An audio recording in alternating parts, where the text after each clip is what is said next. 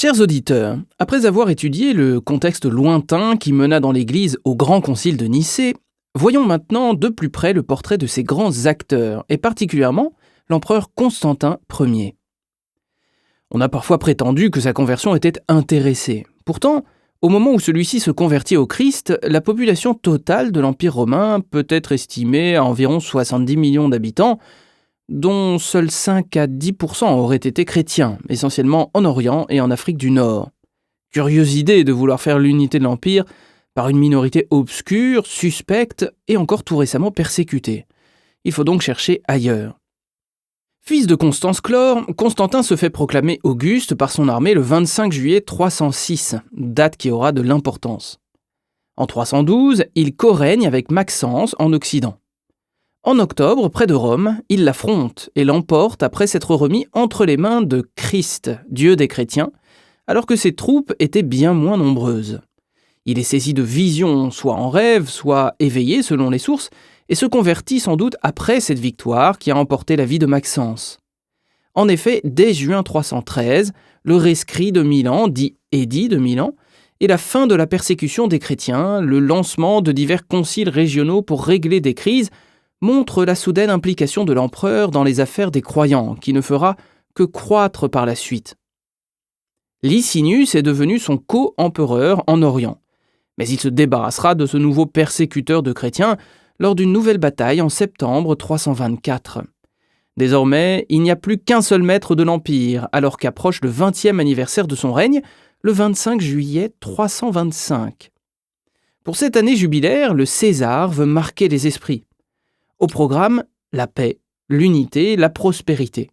Cela passe aussi par la religion, avec laquelle il a un rapport de gouvernant, mais aussi un lien désormais sincère. Constantin envoie des lettres dans tout l'Empire aux évêques. Son obsession est annoncée, rassembler les croyants divisés par le schisme du donatisme en Afrique et le schisme mélitien en Égypte, né de la question de la réintégration ou non des chrétiens ayant renié leur foi lors des anciennes persécutions. Certains évêques étaient pour une pénitence marquée, d'autres estimaient que ces baptisés ne pouvaient jamais revenir dans l'Église. Pour régler la question, l'empereur se fixe donc un objectif, s'accorder sur une date de Pâques commune. Voilà l'ambition du futur concile de Nicée. Mais il faut en retenir une autre, pourtant moins évoquée par Constantin. Résoudre la dispute théologique d'Alexandrie, fort importante, qui porte sur la divinité du Christ.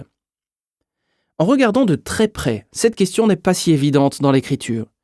Dans l'évangile de Jean, le plus explicite à ce sujet, la proximité de Jésus avec le Père le met clairement dans une zone divine, mais jusqu'à où ? Un certain Arius à Alexandrie a son idée. Il est un prêtre de l'église de la ville, intellectuel, bon orateur. Vers 318-320, cet homme d'environ 60 ans tient sur le Fils des propos qui commencent toutefois à surprendre et même à irriter. Le Fils serait créé dans le temps, il est au commencement, mais le commencement de la création. Des fidèles s'émeuvent et en appellent à son évêque Alexandre, en place depuis plus de 10 ans, qui finit par lui demander publiquement d'admettre la pleine divinité du Fils, avant d'être accusé aussi publiquement par son prêtre de sabellianisme, courant qui fusionne les personnes divines au point de les faire disparaître. Chez Arius, à l'inverse, une certitude. Le Verbe est dit « engendré ». Donc il ne peut pas être entièrement Dieu ni éternel. Il a eu un commencement. Créature très supérieure, le Fils n'en reste pas moins créature, soumise au devenir. Il est Dieu, mais une sorte de Dieu créé, inférieur. Et puis, le Nouveau Testament lui-même décrit Jésus très humainement. Naissance, faim, soif, souffrance, faiblesse, ignorance parfois, prouvent que Jésus est un Dieu inférieur, en quelque sorte, toujours soumis au Père. On parle de subordinationnisme. Ce débat théologique, dont on a vu qu'il opposait déjà Rome à Alexandrie un siècle plus tôt, agite les esprits dans les années 320 et ne se résorbera en Orient que dans les années 380. Car comment penser précisément le Fils dans sa relation au Père ? Pas si simple.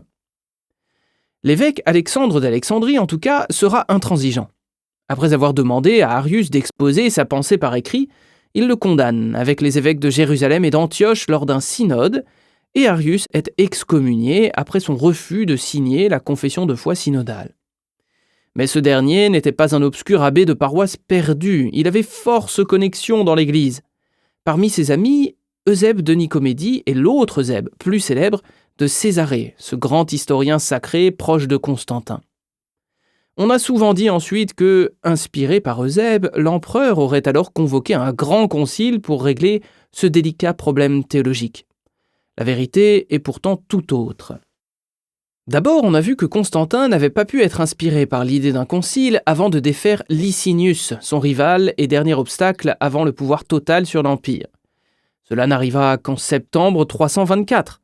Or, convoquer, organiser un concile prend des mois en ce temps-là. La décision impériale de Nicée s'est donc faite plutôt précipitamment. L'horizon était, on l'a dit, le 25 juillet 325, jubilé des 20 ans de pouvoir de Constantin. Il fallait à tout prix conclure le concile à cette date festive. Dans ses lettres envoyées aux évêques, l'empereur ne parle presque que des schismes qui agitent la chrétienté. Mais l'obscure dispute d'Alexandrie n'est presque pas mentionnée, sinon pour en critiquer l'importance devenue trop grande, je cite. « Point de détail d'une vaine recherche », écrit l'empereur à Alexandre. « Réponse inconsidérée qu'il aurait fallu enfouir dans le silence », ajoute-t-il pour Arius. Et puis, il s'épanche un peu. Goût oiseux de la dispute, prétexte de la querelle mesquine et creuse sur des mots, question absolument sans nécessité. La pensée de Constantin semble claire, mais elle est aussi stratégique. Les deux Eusèbe, mais aussi son fidèle conseiller Ossius, évêque de Cordoue, avaient sans doute minoré auprès de l'empereur l'importance réelle de cette dispute, qui avait pourtant des conséquences bien concrètes pour l'unité. Cependant, si Constantin considérait en effet que l'unité théologique était bien moins importante et significative que l'unité de culte et de pratique de la foi, il n'était sans doute pas aussi indifférent à cette affaire qu'il l'affirmait.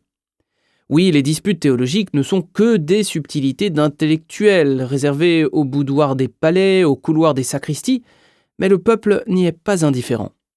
Pontife suprême, Constantin travailla donc prioritairement à la réintégration d'Arius par son évêque, ce qui lui semblait un enjeu bien plus immédiat pour la paix que l'unité parfaite de la croyance. La réconciliation lui semblait possible et très nécessaire.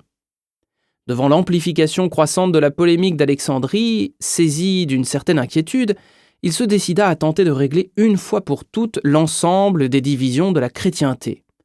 Pour cela, il fallait plus que l'empereur. Il fallait un concile universel. Et voilà précisément ce que nous allons explorer dans notre prochain épisode.